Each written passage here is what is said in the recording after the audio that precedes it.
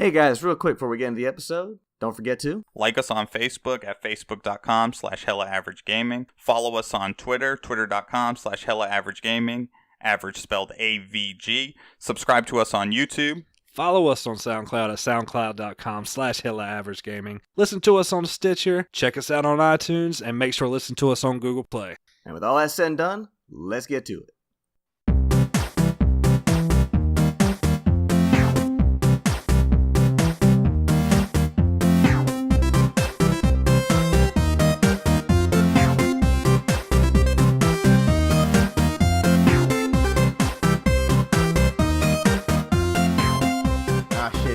What's up, everybody? Welcome to episode 76 of the Hella Average Games Cast. As always, I'm your co-host Cam, alongside the coolest dudes I ever did see in any land ever, Carmen and Jeremy. What's happening, fellas? I'm glad we were both recording. Yeah, me too. I could just came out hot. You could have started recording like 10 minutes later, and I could have just moved that shit and made it sound a Gucci. You are the editor supreme. King Editor, if you will. Editor Prime. Yes. That's what they called me back in my high school days. I thought they called you back on Editron. Ooh, I like Editron. That's a pretty good name. Leader of the Editbots.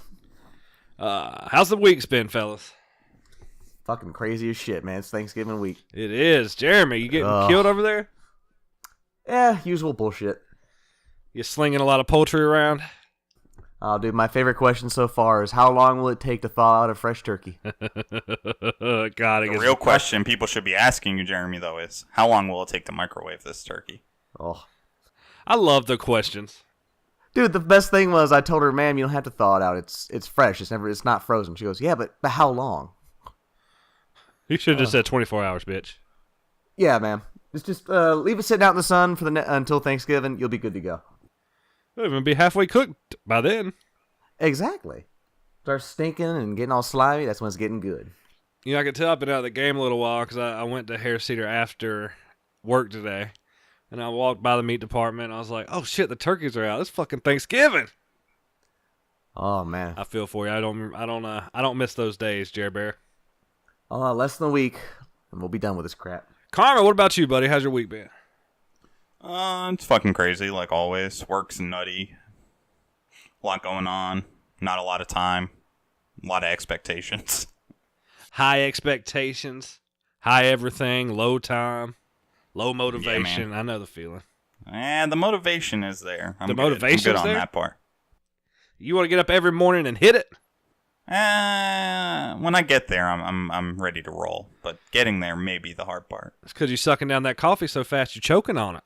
Yo, bro, like, literally, I fucking took 2 sips of coffee, like, not back to back. I choked, and I was like, motherfucker, like, what's going on? And then 10 minutes later, I hit my coffee again, and I'm fucking back in a coughing fit like I fucking inhaled it, bro. I was fucking furious. It's terrible when you're just trying to get that morning Joe in, and you just can't seem to get it right. It's getting old, man. You can't handle that strong-ass coffee. We're just become a tea drinker. Oh, don't say that, Jeremy. We dump tea in harbors just for the fuck of it around here, okay? We have a whole fucking holiday based around that. We do, absolutely. It's called Fuck Your Tea Day. Yeah, it is the best day of the year, followed by Give Me a Pizza Day. I thought free blowies was the best day of the year. Oh, I don't Only celebrate when they're from that. you. I'm not Jewish. I don't celebrate that. Oh. But we digress. We're here to talk about video games. As always, I am sure that we have digressed into a virtual world much better than our own. So, Jeremy, why don't you tell me what you've been playing? Well, I've been kind of neglecting it a little bit since I've been working so much. Okay. I did a little bit of leveling up in Dark Souls. I went back and started playing Final Fantasy VII again. And by again, I mean I downloaded it 3 years ago, the HD port when it first came out, and I never touched it. So I decided to actually get into it. I just reached Junon. So okay. Still early on. Gotcha. Yeah. But probably the largest chunk I spent was I bought Tetris Effect. Ooh. Oh, nice. I've been actually dying to hear about it, so go ahead. Dive in. I can say without a doubt this is the best Tetris I've ever played. Nice. Very cool. Yes. It's it's just like the Tetris we were playing, the Ubisoft one, but just visually it's stunning. The music is fucking amazing. They added a new feature called the zone where as you clear lines, you fill up a gauge, and at any time you can press R2 and it freezes time and allows you to keep making lines, but they won't clear out. Instead, they go to the bottom, and you can keep building them up. And then when time runs out, they all clear. So you can get up to 12 or 15 lines cleared at once if you're good enough. I think the most I've gotten is 10. Yeah, I remember hearing an article, and this was a while back, but the guy who was the old school Tetris master or whatever. Yeah, he hit whatever the height. In this game, you can hit 5 Tetris, I think, or 4 Tetris. And he hit it, and it's called it's a long fucking name, but he actually hit it by doing that. It sounded pretty cool. Yeah, I've got I think I got an 8, 2 Tetrises. That's an octris or something. Okay. But man, it's so fucking satisfying. The music is fantastic. Each I guess you call them skin is completely different. It kind of changes the way the Tetrises move and how they disappear. I did one where the background was a bunch of windmills and the Tetrises are gear pieces. And when you clear a line, they turn to leaves and blow away. And I did another one where it was a dolphin theme and the blocks are kind of like aqua. And then when they clear, they splash and go away and dolphins jump and shit. All with some sick beats in the background. When you move the pieces, it beats to the music and shit. And it's just dope. It's trippy as fuck. And it's also made for the PSVR. And this is the first game where I really wish I had a PSVR to experience it, because this would be fucking just a trip, man. I'm sure you can find one at the nearest pawn shop. Yeah, for $2, because no one's buying that shit. But man, it is fun as shit. My only gripe is I do think it's a little high priced. I paid $40. I think it should have been 30 at max, but it is a damn good game. What how many bags of dicks does it get out the gate? I've probably only played it for a couple hours now. I'm working through journey mode to unlock skins and shit. But I'm 8.5 right now. Good number. It's high. I really, really Tetris is just a classic game, but I love this luminous mix with the different skins and the different music. All the music is freaking sweet. And I've already heard online that there's a secret skin in the game that it's the classic Game Boy skin. So it's got the green and black with the classic Tetris theme. I'm assuming it's when you get towards the end of the journey. But that's awesome. I can't wait to get to that. Very cool, very cool. I'm glad you picked it up because I've been hearing a lot about it, how good it is. So I'm glad to hear from a very trustworthy source that it's pretty fucking awesome. Oh yeah, I'm definitely glad I got it. But I still think it should have been a little cheaper. $30 would have been just the right spot. That's not a bad gripe to have. So that pretty much took up all your gaming time this week. Yeah. What little time I had, I just play it a little bit in the morning when I get home when I have a chance. Beautiful, beautiful. What about you, Carmen? What those beautiful hands been playing? Well, I've been playing Rocket League, and then I have been playing Destiny too, actually. Nice. How's it going? It's good. It feels good to play. I watched some Twitch streams of people playing Destiny now. It's you know what? I need to get in there. And that's what I've been doing. I've completely neglected Red Dead at this point. Okay. So what's the Destiny grind taking you to? What you working on now? I just got the Thunderlord, the heavy machine gun. Very cool. I actually saw a video for that not too long ago. It looks pretty dope. Yeah, there was some pretty cool stuff in that whole sequence of missions that you had to do because a Cryptarch gets killed, and then you have to do some stuff, and then you end up going back to the Cosmodrome, like Destiny 1. That's sick. Yeah, it was sick, and there was some cool stuff to find out there. If you want, one of the things that you find is what's her damn name? Holiday, who's in the hangar. She talks about Cade. Oh shit. Yeah, bro, it's pretty pretty Fucking deep. Brings a tear to your eye, bro. Oh, yeah. And then the stream because I first saw it on a stream, and the music that they were playing, totally unrelated to the game. Like, the music was somber. The story she was telling was somber. I was like, oh, shit, I'm going to cry. I'm not crying, you're crying.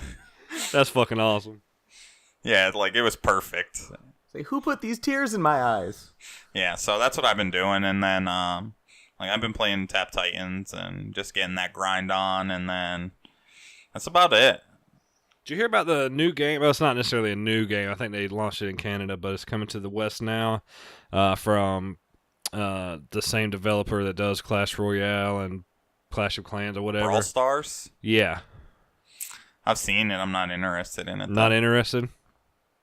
Nope. I just saw an article today for it on Twitter. I didn't know if it's something that you'd seen on your mobile radar. The next mobile game I'm looking forward to is... what the fuck's it called? They have 2 games in the series already. Hang on, I'll tell you right meow. Where is the pre-orders? The coming soons. Kingdom Rush Vengeance. Kingdom Rush. Yes. If you've never played Kingdom Rush, it's a tower defense game. Okay. It's fucking super good. It's you could probably still play it for free at armorgames.com. But you can get it on your phone, and the apps are worth the money. So they're like $4.99. This game will be $4.99. Kingdom Rush Origins is $2.99. Kingdom Rush Frontiers $1.99, and Kingdom Rush is free. So the games are super good. They're worth the money for what they offer. I highly recommend them, and I'm gonna pre-order this game. I'm looking at Kingdom Rush on my phone right now. Like a little video preview of it. Looks pretty good. Yeah, it's super fun if you like these types of games. So that pretty much took up all your time? Yep, that's it. That's all I've been doing. I got back from Miami on Tuesday or Monday, and then I've just been recovering since. Mr. Can't upload his audio himself is back. What's good, boy? I was going to say, Carmen's partying up in Miami was the reason for our delayed episode this week. I know. You're like, can you upload your audio? I thought you were coming home on Sunday. I didn't know you were staying until like Monday or Tuesday. I was like, fuck no. Go fucking fly home, put that shit on, and fly back. I had a motherfucking mojito in my hand when you asked me that shit. I wasn't uploading nothing. Hey, I don't blame But you my buzz. one bit.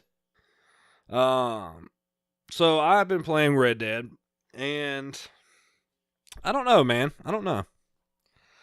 It's I don't want to say it's getting boring because I jumped and I was like, man, this is getting boring. But there's some good shit happens, and a lot of it is just the nuance of the world, the shit that you run into and encounter.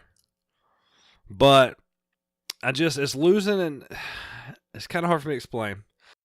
I don't want to stop playing it. I don't think it's bad. It's just I'm not getting this feeling that I need from the game. Does that make sense? I need something else. It's losing that zest, maybe. Maybe, and like the thing that's keeping it going is the side stuff. Like the main story is, not boring. It's just nothing. It's a traditional story. There's nothing there. So it's all the encounters and all the side stuff you can do, and just blasting people away or helping people. It doesn't really matter how you play, but I don't know. But I mean, there's some fun. There's some good encounters. I just unlocked the fence where you can steal stagecoaches and stuff and go sell them. So that's pretty cool. I met a traveling zoo, I think it was. So that was pretty cool. Like those kind of things are what really show off what Rockstar's good at. The more I've played, the more I've gotten used to the controls. So they still are a little rough, but I'd probably give them now. I've dumped a few hours in there. They're about 7 as far as controls go. Just a little bit of jank to them. It's almost like they didn't knock the cobwebs off. I think the game didn't stick with me is because it's super slow at the beginning. Oh, absolutely. And it just didn't hook me. Yeah, every review I've seen, even the most vehemently positive ones, say the beginning, I guess snow areas are just super dull. Oh, it's just terrible. Super linear. I saw one where it said it'll teach you how to do something, hunt, but then like in the next, I guess, tutorial part, they won't let you like hunt. Like, it's like you must do this. And like a perfect example is to progress the story, like the main story missions are gold icons or yellow icons. I just had to do one where I just took this kid fishing, right? So I was like, this is so fucking boring. I was sitting there, I was like about to cut the game off, and then some shit pops off while you're fishing. I was like, okay, so I see what they're doing. So they're weaving in like these everyday tasks to these quests. So I get what they're going for, and I like that. It's just, it's almost too much. Like I need a little bit more gameplay, if that makes sense. And another thing with this game, like not to no, you're fine. Speak go on, over bro. your experience. This fucking game lulls me to sleep. Like when I'm riding that horse and all I hear is my motherfucking eyelids be getting heavy as a motherfucker. It's not, there's nothing, like you know how you play fucking Destiny and you get hype when you kill that boss. So you're fucking Jeremy playing Dragon Quest and you just crawl through a dungeon and you're about to die, but you beat that final boss. Like those moments, like I haven't got that yet in Red Dead. Nothing exhilarating. Yeah. So to substitute my gaming, I downloaded Symphony of the Night and Rondo of Blood. Nice. And I'm playing through Symphony of the Night now. Okay. So I played through it once before my entire life, so I don't remember a whole lot of it. But I'm getting there, and I'm pretty early in. I'm about to fight the doppelganger. I've actually tried to fight the doppelganger, and I died the first time. So you're in the outer wall. Yeah. So I'm gonna go back and fight him tonight. Little hint: get the stop clock as a sub weapon. Okay. Yeah, he's weak to that. Very cool. So yeah, now that game is Castlevania has always been great. It was never it never hooked me hard like as a genre, but I've always known about it and appreciated it. But this game is it's fantastic. I mean, there's no way around it. Oh yeah, I love it, dude. It's so fun. And I've never played Rondo of Blood, so that's going to be interesting to jump in. Yeah, like I had only ever played the gimped Super Nintendo version, Dracula X.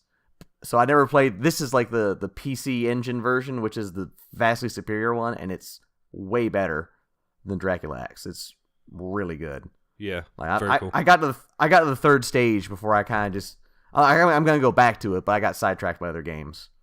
But yeah, this feels like a good game because like I'm not playing it all the way through as like a main game. This is fantastic to me. It feels like I'm throwing off on Red Dead, cut it off, cut this on, run a level or run in, do some gameplay, and then I can get to a save room and just kill it till the next time.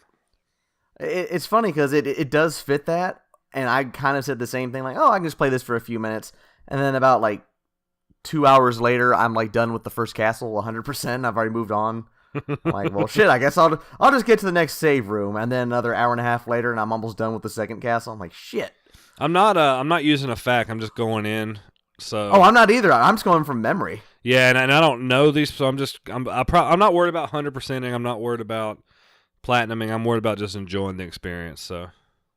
It's fairly easy to at least get all the trophies in Symphony of the Night, except for that damn 100% the map thing. I don't know what the hell's going on with mine.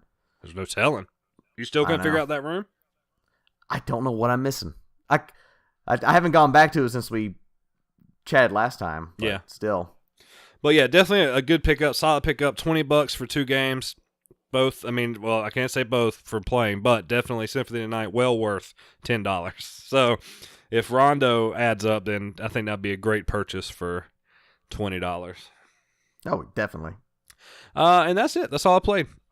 That took up Nice. my whole gaming plethora, my whole gaming gambit, if you will, my buffet of games. But let's keep on rocking. Let's keep on rolling. It's time for some news. All right. So let's start off. I want to go ahead and, bring to light. If you don't know, Stan Lee passed away this week, and to nerds and geeks, that's like Elvis dying. Dude, this is national tragedy. It is. It really is. It's really sad. Not even joking. It's It's really. It actually, like I sat there and saw it, and like I legit got sad. Dude, like every single person at work was just like doing the same thing. Like, dude, your Stan Lee died, and it's like, yeah, we just talk about it for like 10, 15 minutes. It's just like, oh, it's for someone to have like influenced so many, generations, and probably will continue to influence generations well beyond his death. That's insane. And like people have came in and said, especially on Twitter, they're like, you don't know how much you affected me in my childhood, and now you're affecting my kids. Those kind of things are real, those are raw. So it's really sad, and obviously his characters, not only transferred over to the big screen, but transferred into gaming as well, and there's no nerd who doesn't love one or more of his characters. So it's really sad to hear. So, we wanted to bring that out and speak on that, and it's just a tragedy. So sad. Just gotta pour one out for him, man. I'll pour one out for him tomorrow. My homie Stanley. Oh. And then Stan the Manly. Stan the Manly. Excelsior Stan. Oh, Excelsior, buddy. So, I'd love to say that moving on into the gaming talk, that we had less sad news, but I got to go ahead and we got to just jump right into the meat of this. And Sony will not be attending E3 this year. It's crazy. We got to talk about it. We got to process this. So, like, what is happening? What's happening, guys? I'll let you guys go I think first, that they decided that they don't have enough for a conference because they only have 4 games that they really want to highlight right now. I can get behind that. So I think that is one reason. The next reason is probably that Sony says like E3 is dying anyways. So like let's get off the train now. I could see that. So yeah. I know, Cam, you're a huge fan of E3. I know a lot of people are, but at least me personally, I never really watch it. It's more of a spectacle. All I do really is I just check out the game trailers, the next day on YouTube. I think it could be that because the whole point of E3 really was to help their investors and pitch this and all that, but it's just become a big event that kind of gets more cringeworthy every year, for the most part. It's not. There's one thing being a fan of it, Jeremy, from like the outside, like as a gamer, and like, oh my god, it's E3. But then there's another thing for a studio to be like, what am I getting from E3? Yeah. Like, if you think about it, it's just so much cheaper and more cost effective just to release these trailers online. That's kind of where everything's heading. It is, and there's no doubt in my mind that Sony's going to hold their own press conference, PSX or something like that, after E3. Yeah. They're probably going to try to drop bombs after bomb, but it's still like with Sony pulling out, E3 was probably already looked at as something that was on the decline, and now they're going to pump life into it as much as possible. But when you have one of the big 3 just pull out, Nintendo barely shows up. They do a direct. They don't even come for a press conference. Mm-hmm. The console there company Xbox. Is Xbox, and then you've got a couple of big developers like Ubisoft, and that's it. So can they survive off this? I don't know. I don't think they can. E3 dies. Yeah, but it will continue to be a slow death. Yes. How many years? What are we looking at? 10 years of E3? 5 years of a gimped E3? I think less than 5. I honestly think that if Sony doesn't come back, if this is, they said like they're skipping this year and they skip next year, Microsoft's going to pull out. Nintendo, why show up? Exactly. Nintendo will easily pull out. We got the Nintendo Direct. We don't need this shit. And then Nintendo pulled out a long time ago. It was like 2 years ago. They didn't even show up on the floor. Do you remember that? Or they had like one little small booth or something. But who's honestly gonna tune into E3 if the big 3 aren't there? Are you really gonna tune in to see Bethesda, Ubisoft, and Square, and EA? I'm a big Square Enix fan, but their last several E3s have been shit. They don't show up every year either. Yeah, they don't show up every year either. Bethesda always shows up, and shows their bugs. They show their bugs, yeah. Ubisoft, mixed quality. The best part about it is the dance party from Dance Dance Revolution or Just Dance, whatever the fuck it is. I think that's cringe as shit. Jeremy, that's the best part. Ugh. It's a big That's double-edged sword to do what they're doing, though. So They either don't show up and people say, well, and like whatever they drop, they say like, well, Sony fucking wins anyways. Yeah. Or they, you know, it's like, well, E3 sucks still. Like, that's it. That's the end of it. I think that might be why. It's just people or these companies just kind of going, this is all kind of just a pointless charade. Because it's always who wins, and it almost always comes down to either Microsoft, Sony, or Nintendo. Cam already tweeted out Microsoft won. What for? E3. Oh well, yeah. If I think Microsoft wins already. pretty much by default. But think about this. Look at it this way, and here's kind of how I'm thinking about it logically.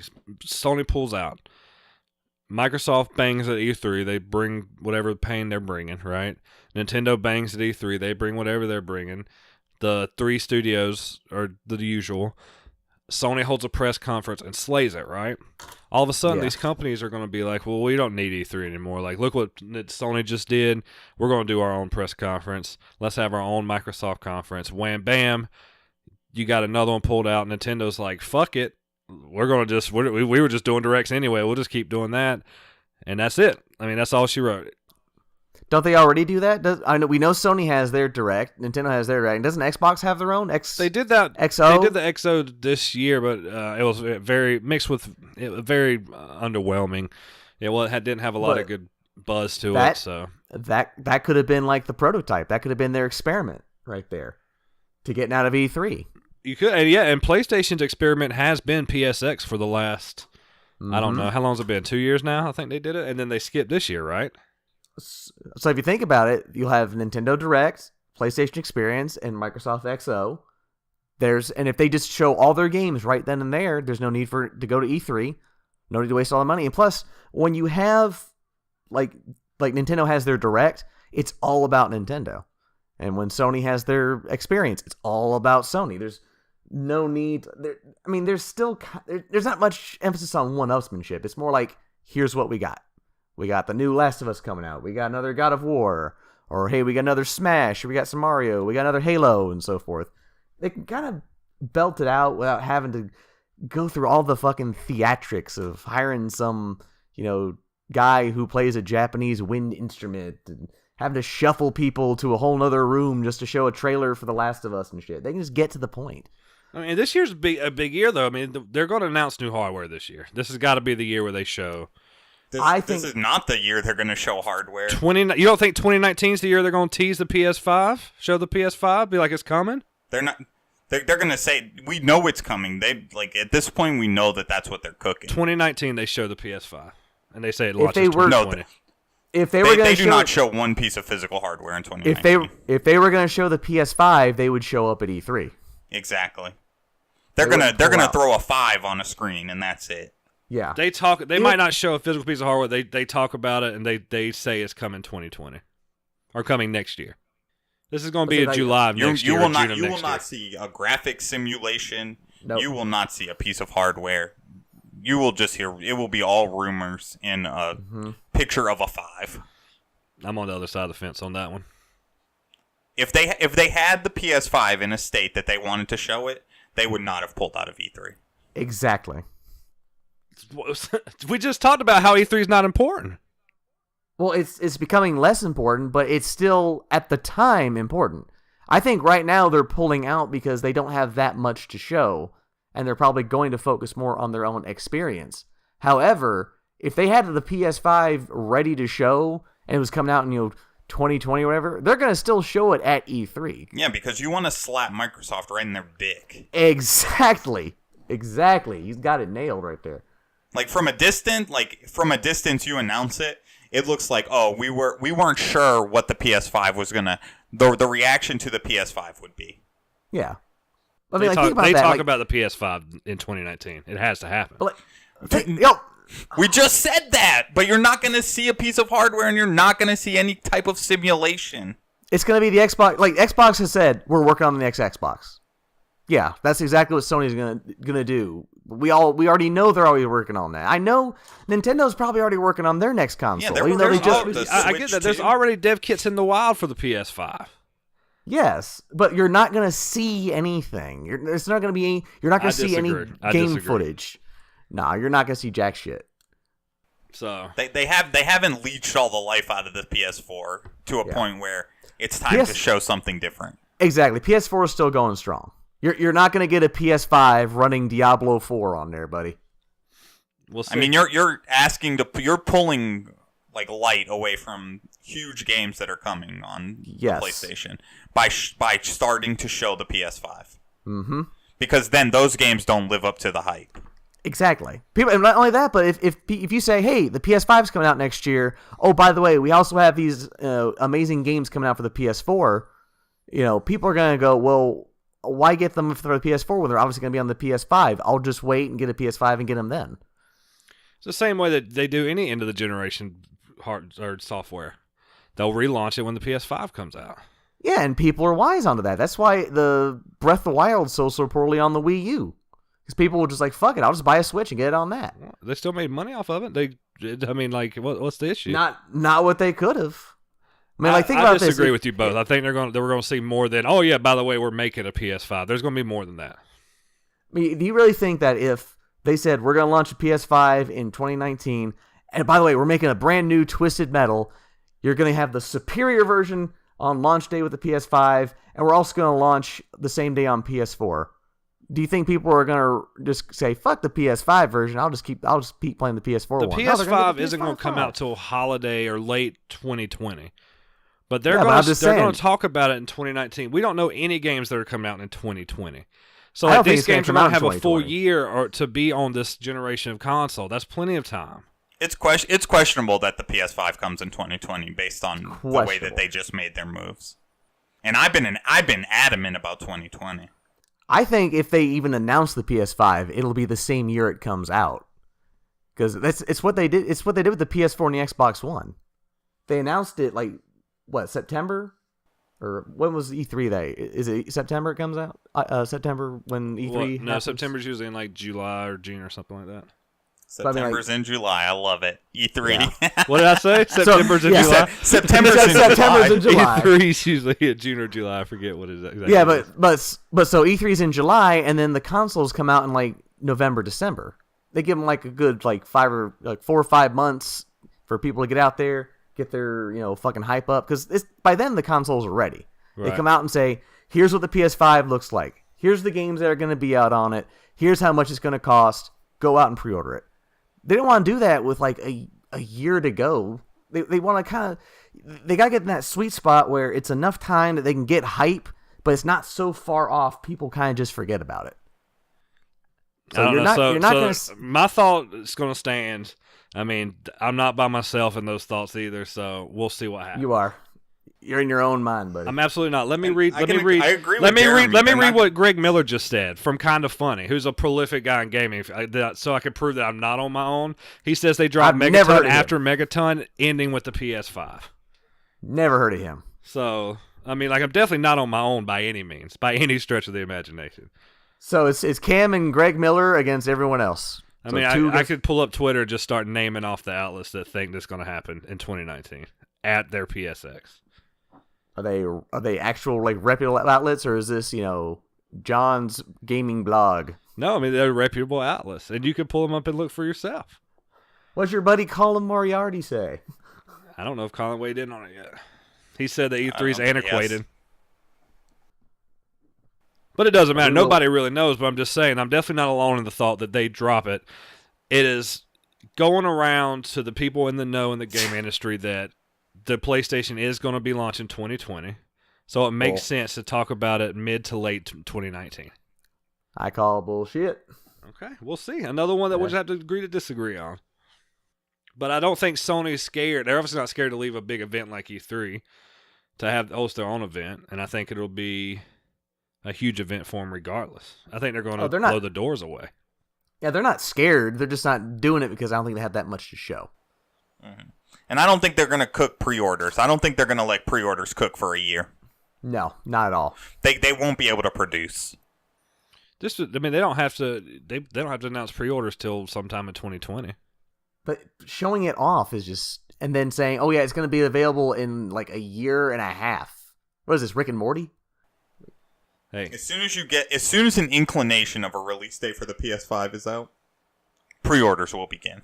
I mean, that's what they always do. They always come out. They show the console. They tell you how much it's going to cost and when it comes out. They don't go, it'll be available in the future. It'll be available next year. They say, no, it's coming out November 6th. Pre-order that bitch now. Yeah, they don't tease hardware like Kingdom Hearts. Exactly. They're not Square Enix. They don't show something off, and 20 years later, it finally comes out on the next two consoles away from them. Okay, the most far-fetched thing that could come from this is that Sony's 100% scared because the Dreamcast 2 is coming. Ooh. I did see something that Sony patented a controller. They just put a patent in for a controller with a touchscreen. I mean, why? I don't know. I don't know why the fuck. Nobody likes the pad on the current controller. What are they trying to get off that hot wave of the Wii U with its touch controller? That's what I read the article, and then the person who tweeted it just posted a fucking video of the Wii U. God almighty. Sony, please don't. I really hope they don't drop a new controller with like PS5 that's a fucking touchscreen in the middle. It's like a giant fucking pad. I don't want to play on the fucking pad. I like the controllers. Just keep your awesome controller as it is. Get rid of that touchscreen bullshit, though, or that touchpad bullshit. Fuck it. Double down. PS Vita 2, 2020. Fuck a PS5. Let's go. That would be probably the biggest surprise if they just were like, PS Vita 2 out. We have canceled the PS5. We are putting all of our time and money into the PS Vita. Or they just start heading over to the fucking mobile scene exclusively. Now, if you'll excuse me, we're going to do a whole bunch of cocaine because we have lost our minds. So how long are we giving E3? 5 years? Yeah. It all depends if Sony comes back. Yeah, if Sony comes back, it could go longer. If they're out permanently, it might be less than 5 years. Microsoft will leave in 2 years if Sony decides not to ever come back. That is a good, yeah. I mean, like, Nintendo just doesn't care. Yeah, they just literally go, "Oh, we never showed up anyway." They've been out for a while. Like, because what point does it make for Microsoft to walk on stage, unzip their pants, whip their dick out, and say, "Hey, we got the biggest dick at E3," and then everybody's like, "Everybody else has a vagina, you fucking pussies." Hey, there could be a bright side. It could be like Microsoft's own free press conference that they really don't have to pay a lot of money for because E3 puts it on every year. They just got to pay for the fucking TV. Oh, so they don't have to pay for the venue, but they got to pay for their fucking... I'm sure they pay bukus to go there. I wonder how much... Oh, yeah, yeah, but I wonder if it cost... and there might not be a big difference, but I wonder if there's a bigger difference of them putting up their own compared to just being like the exclusive E3 console show. I think it's more expensive to do E3. Yeah, I think it's better to do this. You, like, invite your studios, you give them each a room, you pay for all the shit, and then you just... It's like your own jam. It's like XO is their thing, so... Yeah. You get to determine how much money you want to invest in it. Exactly. Where at E3, you have to have the bigger dick. Yeah. And do you know how much a dick implant costs? A lot. You know how big your dick can be when there's no other dicks around? Massive. Huge.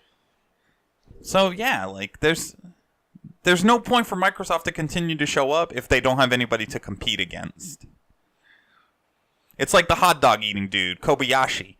He, like, when he got banned from eating hot dogs at Nathan's, he was, like, videotaping himself during the contest eating hot dogs at a roof, like, 6 blocks away. Like, who cares? Like, there's no point. I did see a funny picture. It was like a mock drawing of an arena, and somebody was like, "E3 looks really hot this year," and like there's a giant ass blue circle in the middle. It's like Fortnite. Then like the little side parts where there normally be like a booth set up, it was like hot dog, hamburgers, nachos, T-Mobile store, and that was it. It was so fucking funny. There's nothing there.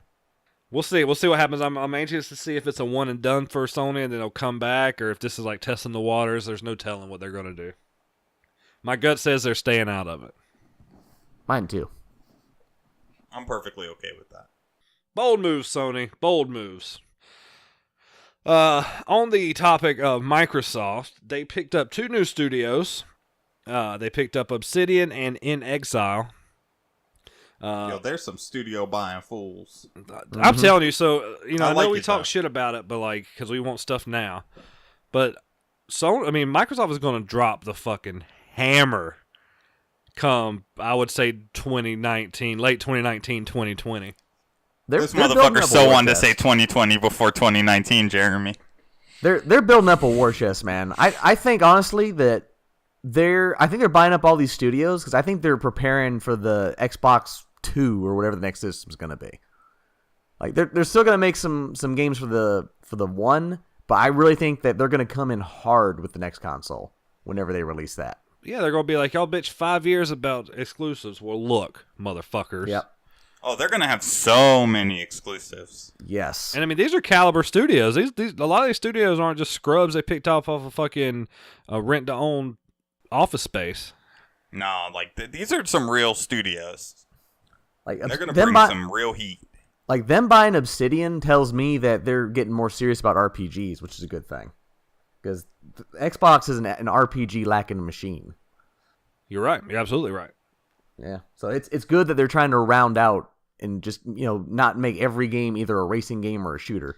It gets me hyped from Microsoft. Like, seeing all the stuff they're doing, all the studios they picked up and they mentioned at E3. What sucked about it at E3 were like, well, where's the stuff now? It's not there. Yeah.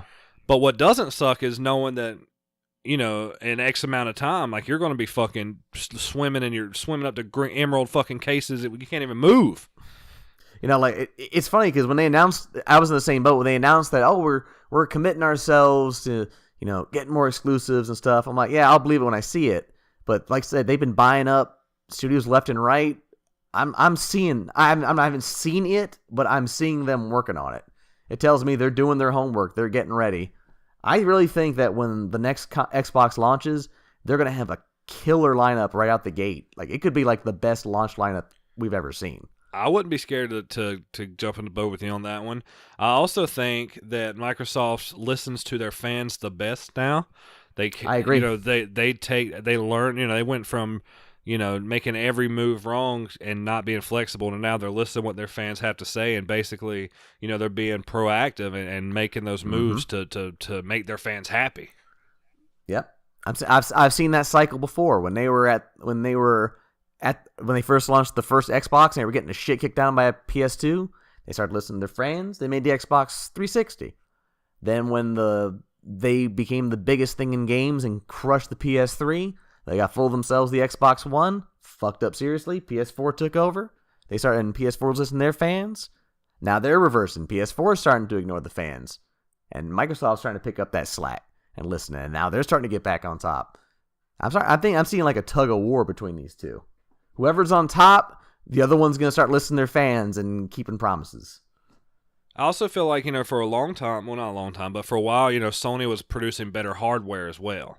Their consoles were just better. They're stronger. And now, as far as that goes, they're even killing. And Microsoft even has the strongest console, out. Well, with the Xbox One X, but if you're going by standard PS4 and Xbox One, the PS4 still outclasses. Yeah, it does. No, I agree. But I'm saying they went from being I won't say very behind, but they went behind in hardware to being basically on the same plane, and then obviously surpassed with the One X. It's just you can see where they are committed to the gaming industry, and it's, definitely, it's great. And not only they sounds like they're committed to their fans, like I see Phil Spencer on Twitter tweeting out randos all the time. I haven't got a tweet, but that's okay. I just was saying I see him on there all the time, so I'm anxious to see what Xbox is going to do, and I won't hesitate to buy an Xbox when they got some ballin' ass new IPs coming, and I need a shelf for my Emerald box. You know what I mean? Might actually get some use out of it. I might when I got some games to play. No doubt. Let's keep on rocking and rolling with the Game Awards. Those have also come. I just like award shows in general, so I always love seeing the video game awards. But the nominees are out, so let's go over the list here. At a glance, overall, a pretty good list. A few hits and misses. We'll talk about those. So, Game of the Year, we have Red Dead Redemption 2, Monster Hunter World, Marvel Spider-Man, God of War, Celeste, and Assassin's Creed Odyssey. What takes this? Red Dead, dude. You think so? so? Take it. Absolutely. Carmen, what you thinking? I know you guys are put off by it, and I'm not disagreeing with anything you said, but just going by the way the media's been treating it, there's no chance that Red Dead's not going to take home best game of the year. I think God of War still takes it. I think God of War should take it. I agree with that. God of War should take it, but it's not going to take it. I do have a feeling that Red Dead will take it, even though I don't think it should. Like when I listen to these rewards, I'm not doing what I want to win. I'm doing what I think is going to win based on industry trends, and I see it just slam dunk Red Dead Redemption. Best ongoing game: Destiny 2, Fortnite, No Man's Sky, Fortnite, Overwatch, Tom Fortnite, Clancy's Fortnite, Rainbow Fortnite, Six Siege, Fortnite. Best game direction. I don't really know what this means. Directing, maybe? Maybe. Directing in a game? I don't know. A Way Out, Detroit Becoming Human, God of War, Marvel Spider-Man, or Red Dead Redemption 2. I could see either God of War or that Detroit game because it's just basically a movie anyway. So either one of those. Best narrative: Detroit, God of War, Life is Strange, Marvel Spider-Man, or Red Dead Redemption 2. I think God of War personally, but they might just give that to Red Dead anyway, even though it's not that good of a story. I don't know if Red Dead can pull off the narrative in any sense. I really don't. I don't know. I think they might. I think they'll give it to him anyway. I can understand more the Game of the Year thing because of just being that game, but as far as actual narrative of the game, it's pretty normal, pretty just straight, like it's a fucking Wild West story. Yeah, I agree, but I think that of the first Red Dead, I think that of all the GTAs, but they still win them. Best art direction: Assassin's Creed Odyssey, God of War, Octopath, Red Dead Redemption 2, or Return of Obra Dinn. Octopath is the only one that has an art direction. Everything else is just realistic graphics. Well, I can see that. I think Octopath is the most unique for sure.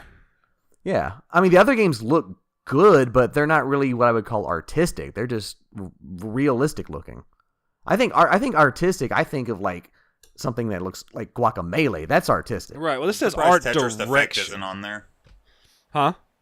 I'm surprised Tetris Effect didn't make that list. Yeah, that would have been a good one for art direction. Write them in. Yeah. I mean, there's... Everyone write in art and the Tetris Effect. Write in candidate. Where the fuck is Tetris Effect? Tetris Effect 2019.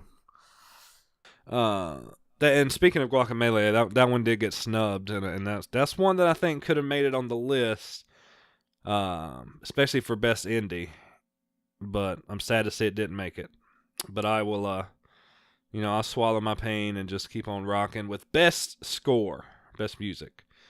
Celeste, God of War, Marvel Spider-Man, Ni no Kuni 2, Octopath Traveler. What's up, Traveler? Or Red Dead Redemption 2. I really don't know what any of those will win. I played some of them, and the music's okay. So the one that really sticks out to me is God of War. Like, you'd get into a really good boss fight, and that music would just start hitting. I'm not gonna lie, I can't even really remember much of the music from God of War. I don't remember much of the music either, and I felt like I used to sing it a lot. I'm sure it was good, but it's not memorable. I just remember like how it would humming change it quite a bit. I don't know. I can't get behind Spider-Man being on that list either. See, Spider-Man's one I don't remember anything with.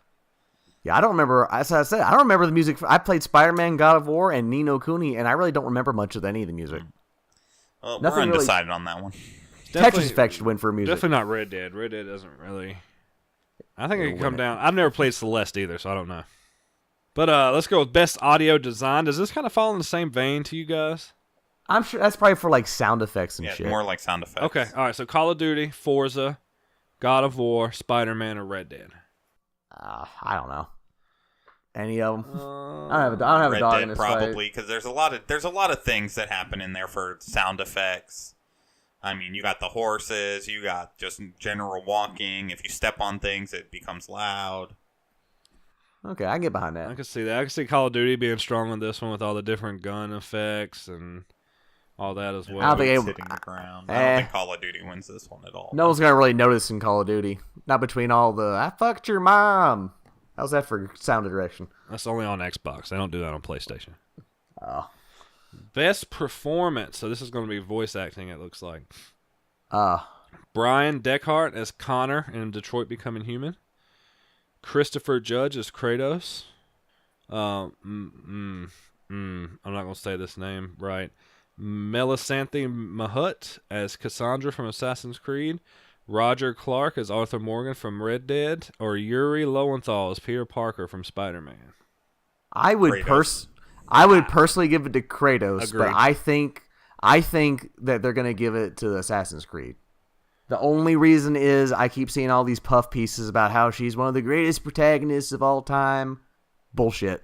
But they're going to give it to her anyway. I haven't seen anything about the game. I heard it's gotten pretty good buzz, but I don't know anything. I haven't heard any. It's gotten good buzz by the people trying to sell you the game.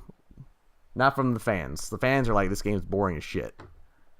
But remember, this isn't fans voting. This is the industry. And I tell you, I think they're going to give it to Assassin's Creed on this one, even though it doesn't deserve it at all. This one, I don't think we have a lot of knowledge in. Games for Impact. Oh, that's like bullshit, social justice change crap. Jeremy, baby. Jeremy coming in hot with that. I don't think any of us have played any of the games on here. But just for we can reference, skip this 1111 Memories, Celeste, Florence, Life is Strange 2, and the missing J.J. Macfield on the Island of Memories. Yeah. I've only ever heard of Celeste and Life is Strange, and Celeste is actually a game. So I'm going with Celeste because it's actually a game. Life is Strange is just another one of those visual novel bullshit things. Best indie game. Celeste, Into the Breach, Return of Obra Dinn, The Messenger, and Dead Cells. I'm going to probably say Celeste. I've seen that getting too much praise. A lot of 10 out of 10. And it's showing up a lot on these lists. But I would only probably play Dead Cells, so I would give it to Dead Cells. I would enjoy Dead Cells more, but I think Celeste is going to take that one. I'm going to give it to Dead Cells because it's a fantastic game. It's the only one I've played, but I know it can stack up against other indie games, so I'm sticking with that.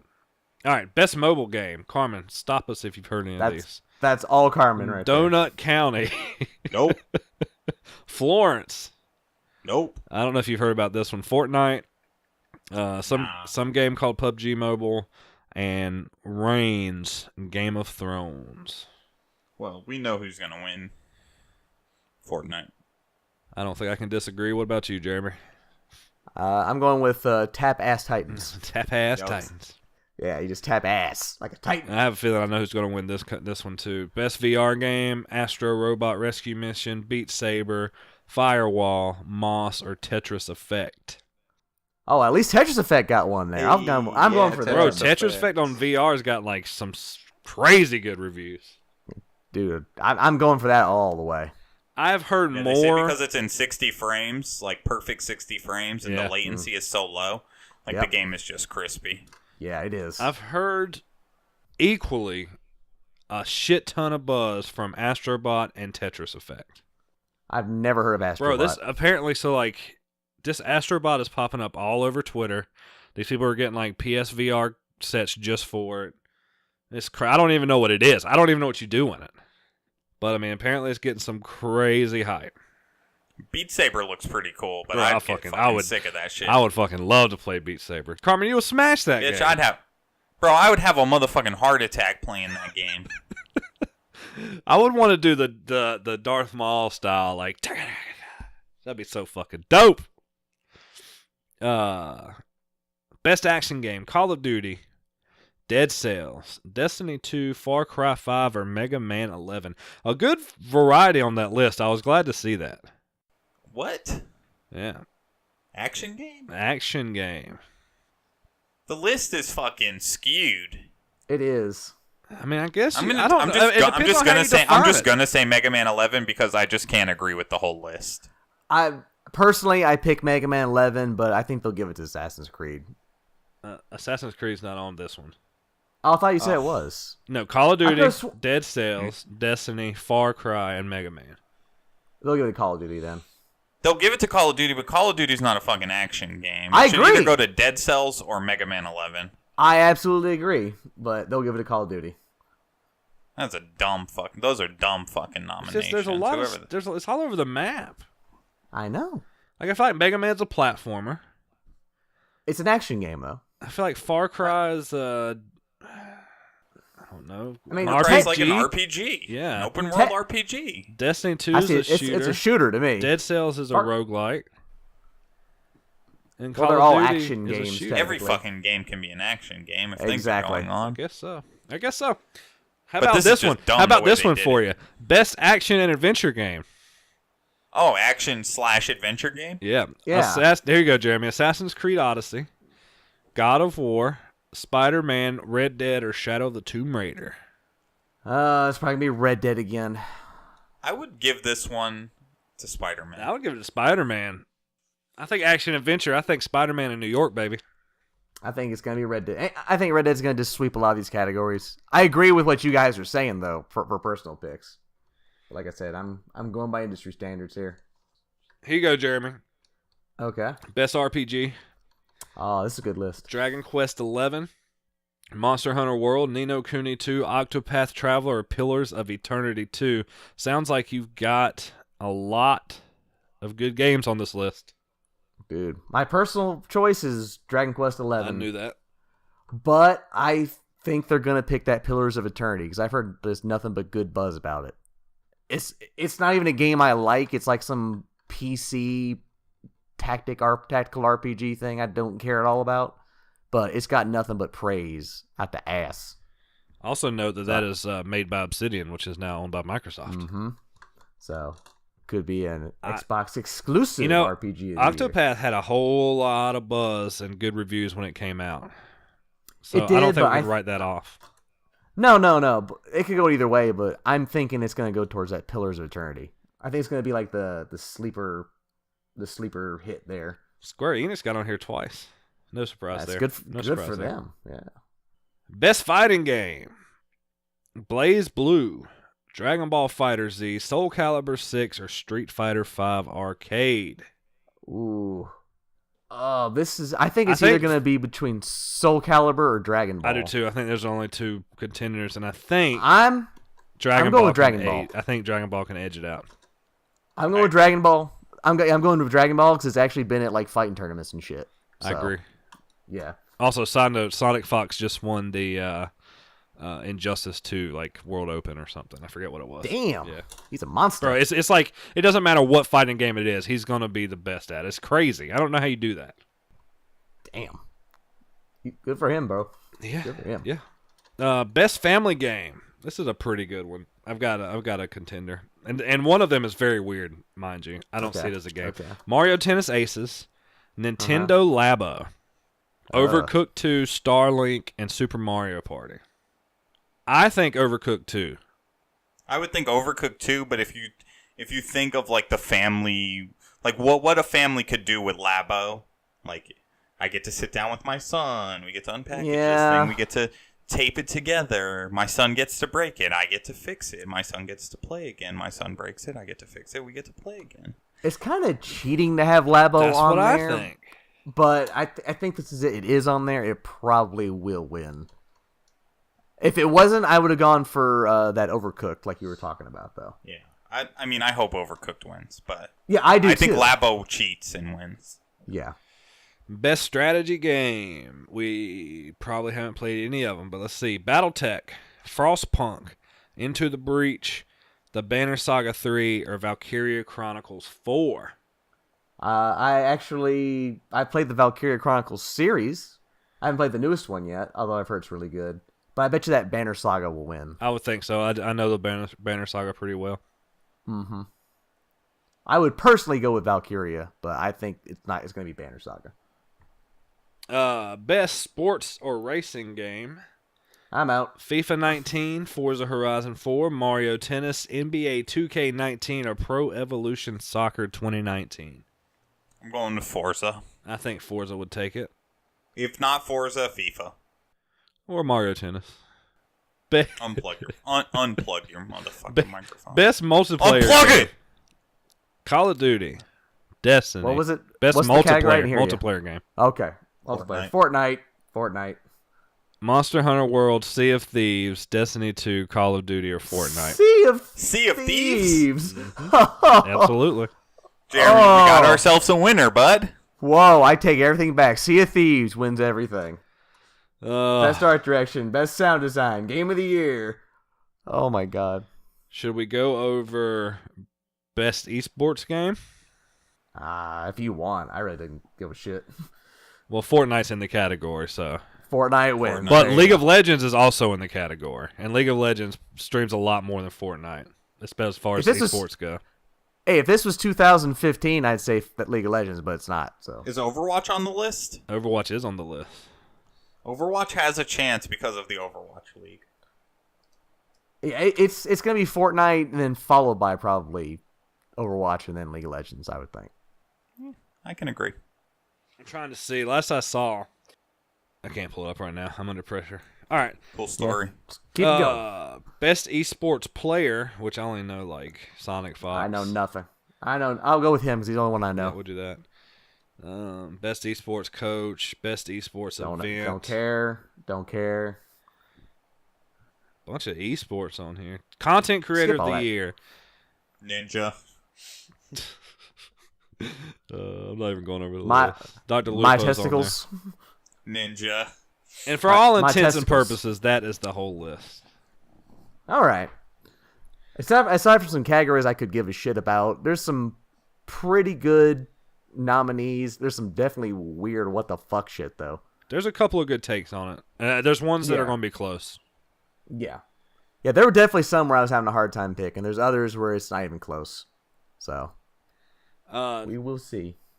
They're removing Telltale Games from Steam because the company's officially being liquidated. Wow. So, bye-bye, Telltale. I wonder how long then it's going to be before it's off of like Xbox and PS4 and all that shit. I would say if you want to play Telltale, you need to get them pretty quick. Yeah, like yesterday. I'm pretty sure that they had to actually remove them because of legal issues with the whole not paying their employees and shit. What a debacle that was. Jesus Christ. Nintendo sued Love ROMs for illegally posting their video games and won somewhere to the tune of $12 million. Yes. That's a lot of money. That's a lot of shit. cheddar. I mean, it might not be a lot of money to That's a shit Nintendo, ton. but it sounds like it's a lot of money for a little mom and pop ROM shop. Oh, they're destitute. I guarantee it. Oh, yeah, they're fucked. I mean, it sounds like their wages are garnished for the rest of their life.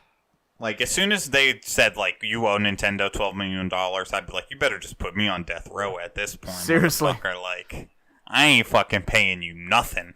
They probably pulled out a gun and said, "You can't take money from a dead man." Bam! Shot themselves. I mean, Nintendo is they're savage. Seriously. Like, I'm so conflicted on this because by all legal standards, Nintendo's 100% in the right. But god damn, if this is the definition of using a nuclear bomb to take out a fucking like fly. It's just way overkill. No other studio. Like you can get on any torrent website and you can find any ROM you want. You're right. This smacks of like we're trying to, what's that word? Like, you know, where you're trying to make a point. Like I'll show you who's boss. Yeah, they're like the sacrificial lamb. It's just like, you're the first offender we caught, so we're gonna give you like the biggest, most fucked up life sentence we can. Exactly. Make an example out of them. Try and put some fear into the hearts of other emulator sites, which doesn't matter. You're never gonna get rid of them. Yeah, they'll pop up and keep popping up. But no other developers or studios go after their people like this. I mean, none. You're right, and Nintendo's within all their rights to do this, But if they were smart and they weren't so ass backwards on everything they do, they would find a way to kind of compromise and work with these sites to where, like, hey, you can't stream our games and shit. Like, I was thinking about this for a while. I think a good compromise would be, like, if Nintendo has re-released like an old game like Super Mario Bros. 3 or Zelda 2 or something on their eShop or like on their SNES Classic, then these ROM sites shouldn't post them. But if it's a game they haven't posted up and the only way to get it is to like buy an old cart that's no longer in production, then it should be fair game for emulation until they post it. Like, I hear a lot of people talking about Mother 3, it's part of the Earthbound series, and how Nintendo has never brought it to America, not in cart form, not on the eShop, not in any way, shape, or form, and the only way to play it is through emulation. So I think that should be fair game for these sites to post for download. However, if Nintendo suddenly goes, okay, we're gonna make this a game, we're gonna make it available, ROM sites, please take this down, they should then comply. And, no longer obviously allow it. Because I guarantee you fans will then download it.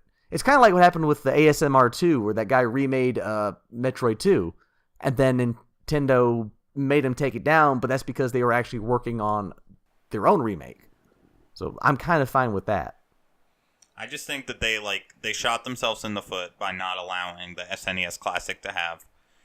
download. Yeah, to be able to download games. To just have a network card on it. Like, literally, just give me Wi-Fi and unleash your whole library. Yep. But that's just too much common sense. They don't want to make money. They want to sue people out of existence. Nintendo and then if they don't have all the ROMs in their library, they should have just went to this website and said, "Look, we want everything you have. We'll just buy you. Yep. We're not going to sue you, but we're going to buy you, and we're going to buy you at pennies on the dollar." I guarantee they have the ROMs. And I saw another argument, too, that these ROM sites, it's kind of a way of, like, video game preservation. Because if these companies aren't going to preserve them, fans are going to preserve them. I agree. It's almost a form of video game history at some point. Exactly. Like, yeah, but you got to think Nintendo has a vault of games. Sure, they do. Oh, they are just like Disney. They have a vault. They keep their shit locked up. They release it once in a while at extortionist prices and then put it back in.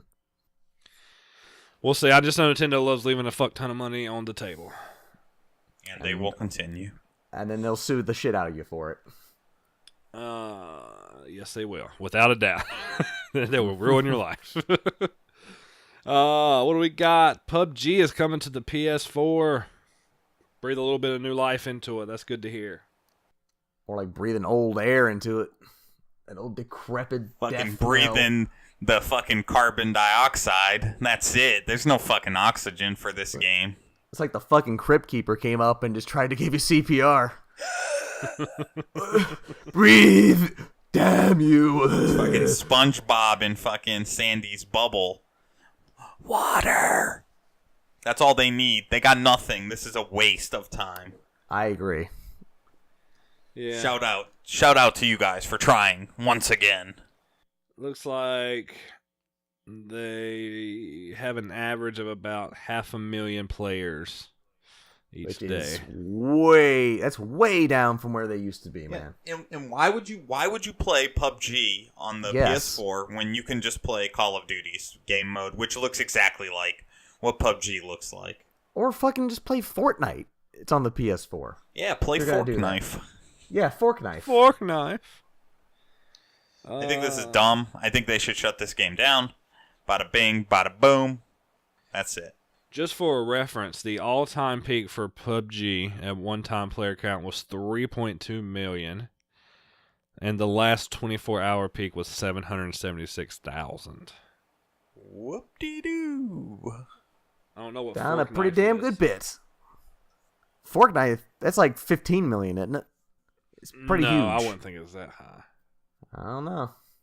Ninjas made more money than the PUBG developers. Oh man, that's probably insane. True. I wonder if I can. I wish I could pull up like concurrent, like how I just did with fucking PUBG. I know, you fucking pressure's on again. You can't do it. That's twice in a row you've underperformed. The performance anxiety. Damn. Let me see here. Oh well. I would like to know. I would like to. I mean, I don't want to compare because I know Fortnite is Jesus. Fortnite is going to blow them out of the water, but I just would like to see. I don't know. We all know the answer. A metric foot ton? Exactly. On to the next topic.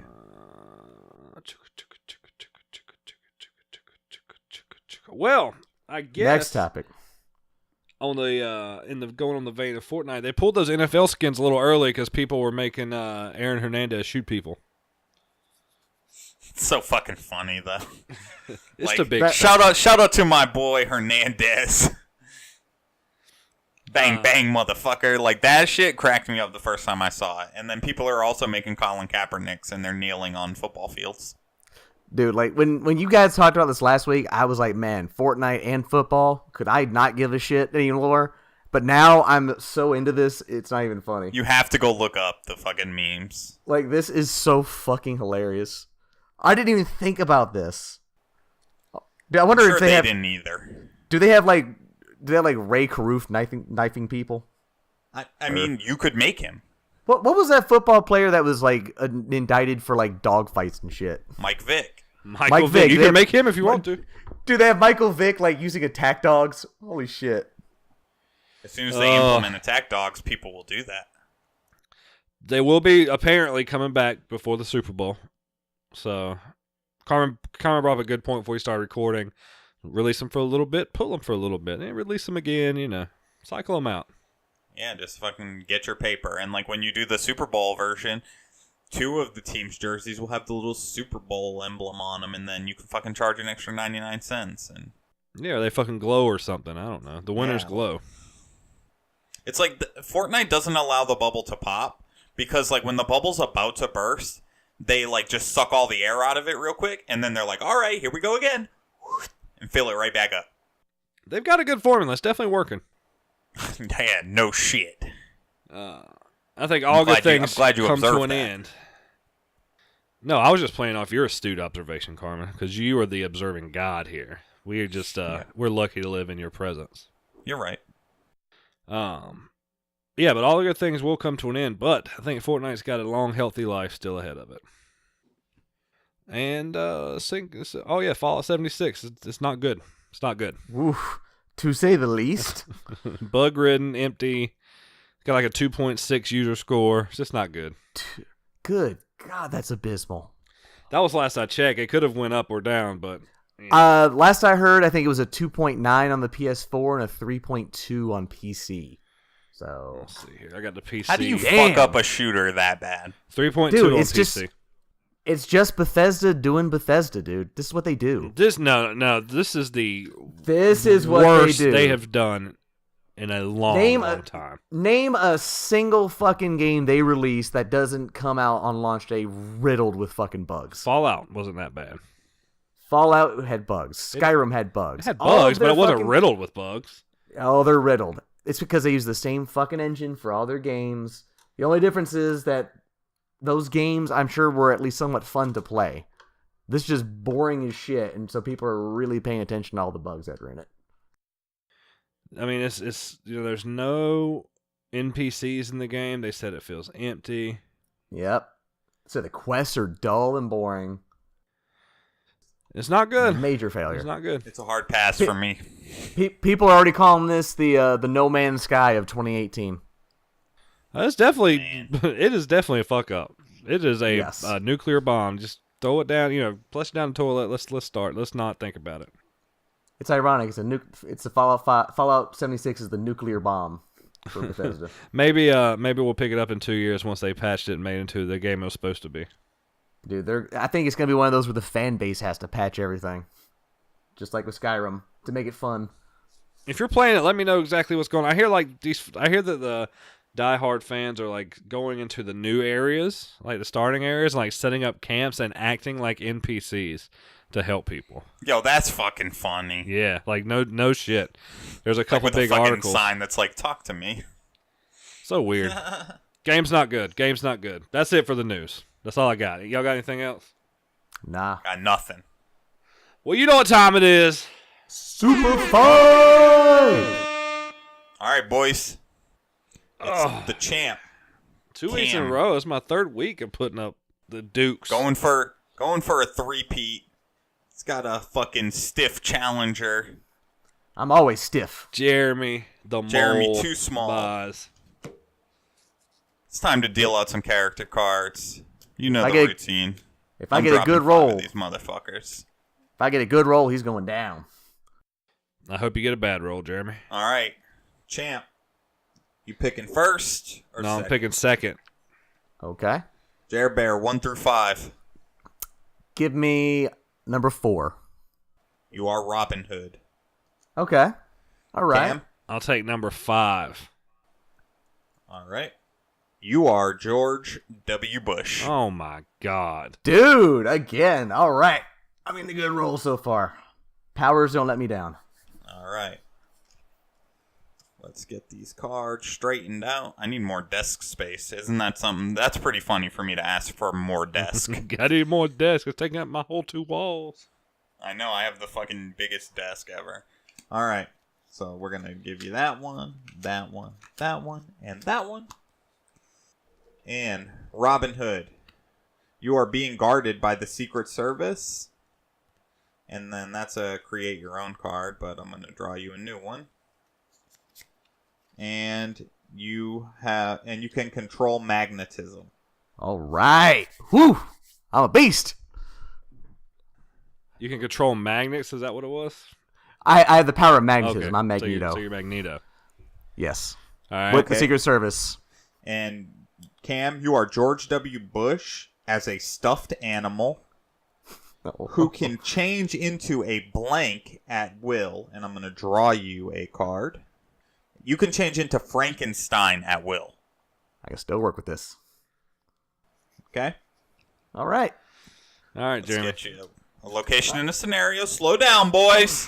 Whew. There's O'Driscoll's about. I'm ready. All right. And the scenario is... I don't like that one. That one's really weird. Okay. There's a tornado. Okay. This is real interesting. And the location is on a Zeppelin. Okay. Tornado on a Zeppelin. Okay. All right. All right, Jeremy, you're going first, buddy boy. Oh, all right. All right, let me get my stopwatch ready. Jeremy, are you ready? I'm ready. In 3, 2, 1, go. All right. Well, right off the bat, as Robin Hood and having the Secret Service, I have the long range advantage. As they have guns, I also have a bow and arrow with deadly aim. With my power of magnetism, I can just rip the bolts right out of your neck and shove them right up your ass. I can even just take my Secret Service's guns and just shoot the bullets at you and then control those in midair. Just have them come back and just dice you up in a million pieces. I can just rip the fucking stitches out of you, since they're also made of steel. I can use any parts of the Zeppelin we're in, because I guarantee there's going to be steel around that, and just cut you up into pieces. I've got you outnumbered, outflanked, outgunned, outranged. Also, the fact that you're a plushie, easy to rip through. No problem. Done. That's all I need. Damn, 51 seconds. Fucking Slade. This is tough. I might... Are you about to quit? I think I'm Are you about to not fight back? Ain't no shame in admitting who's I the think better I'm going to man. concede. I Okay. can't think of anything. All right. You got a tough roll. There's legit nothing I can do. Dude, I got the nuclear option. so I Frankenstein really- is like basically put together by metal. pretty much. I mean, it's like You Iron don't Man have versus. to turn into Frankenstein. You can just remain a plushie, and I can just I rip you to could, but shreds there's that all way. this fucking metal, and he's got these. I will concede the round. You have the Secret Service too by default. Come on, Perez. That doesn't say that. The president always has the Secret Service. But it's not George Bush and the Secret Service. Otherwise, we'd have had that last time. Remember when he was George Bush and I was Abraham Lincoln? That's just the character. This is tough. I don't think I got to concede. Even if right. he had the Secret Service, I can control their bullets, kill them all. Yeah, you got a good roll, Jeremy. Jeremy, you got a damn good roll.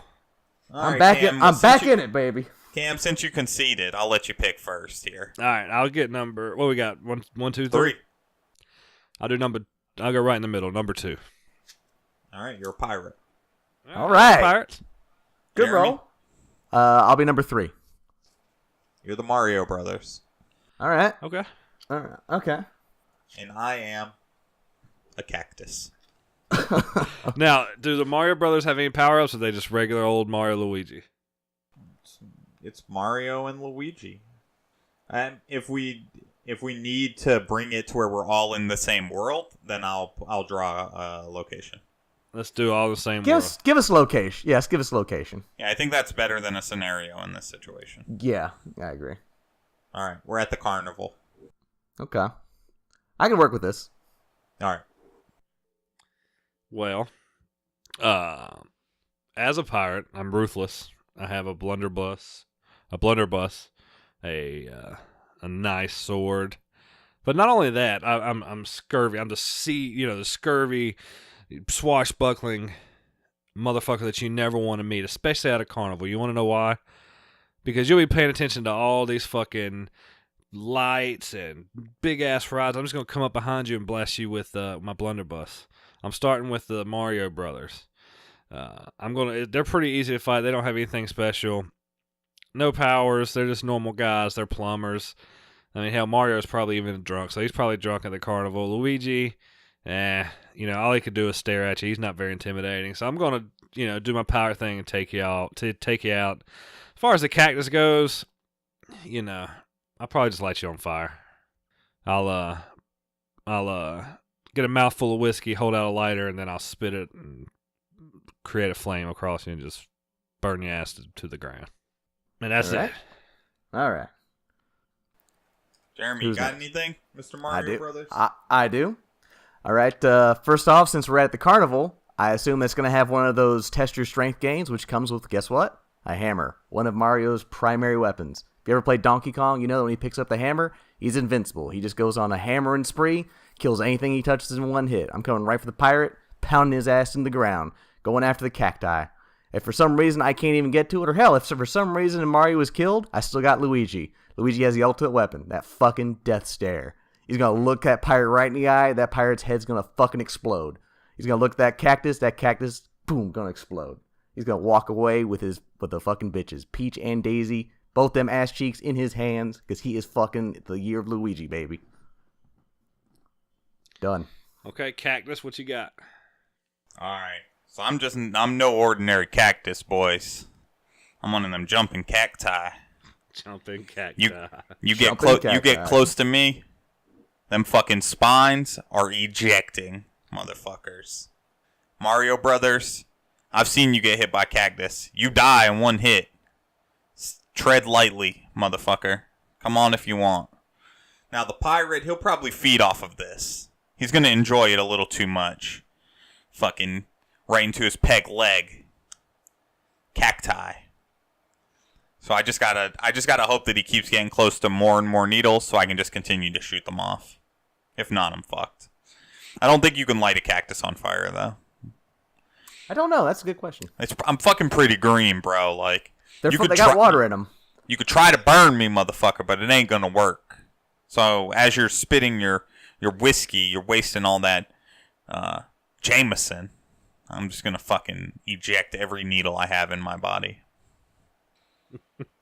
Because I'm the cactus. I get to decide when the needles come out. Do you understand me, boy? Ain't no other cactus around this parts. Exactly. I'm the only motherfucking cactus. I looked it up. You can, in fact, burn a cactus. Motherfucker. So I gotta get enough fucking spines in your eyes that you fucking just die, bro. In fact, they said that's the preferred way to eliminate cactuses is to burn them. Motherfucker, Jeremy, shut up. As a matter of fact, they are most susceptible to fire. It also said that their number one weakness is pirates. Pirates are their number one natural predator. You want to know what your weakness is? The reset button. Bang. I just Googled it and it said they're very, very allergic to whiskey. Well then. I tried. All right, Cactus, who's the winner? Fucking cactus, bro. What the fuck do you think?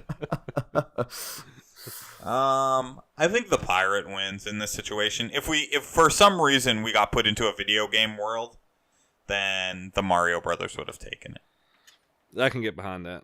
I can just picture like a real life Mario at a carnival taking this fucking strongman hammer and just like, walking around, just like slamming the ground a bunch of fucking times. Not really invincible or anything. He's just like, Rah! Just thinks he is.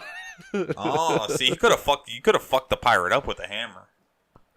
See, I like it in my head. Like, if they're in the real world, I think the only thing that Mario carries over is his like insane jumping ability. But that's it.